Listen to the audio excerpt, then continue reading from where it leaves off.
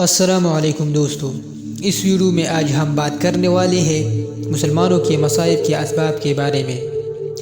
امیر المؤمنین سیدنا حضرت علی رضی اللہ تعالیٰ عنہ فرماتے ہیں کہ آپ صلی اللہ علیہ وآلہ وسلم نے فرمایا، جب میری امت میں یہ 14 خصلتیں پیدا ہوں گی تو اس پر مصیبتیں نازل ہونا شروع ہو جائیں گی، اور وہ 14 خصلتیں یہ ہے: جب سرکاری مال ذاتی ملکیت بنا لیا جائے، امانت کو مال غنیمت سمجھا جائے، زکوٰۃ جرمانہ محسوس ہونے لگے،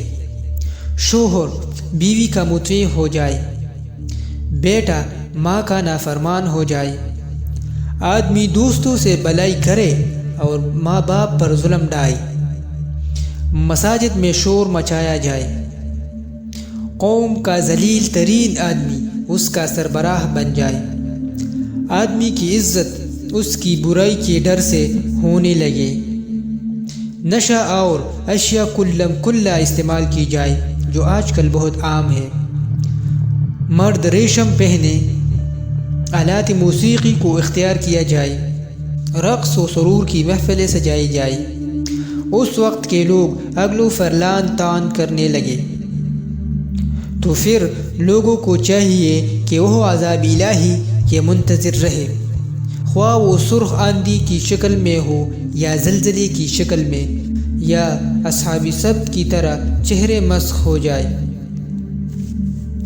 تو دوستو، نبی کریم صلی اللہ علیہ وآلہ وسلم نے فرمایا کہ جب میری امت میں یہ 14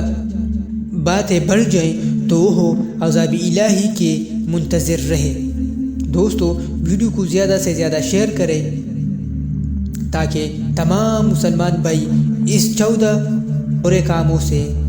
بچ جائیں۔ شکریہ۔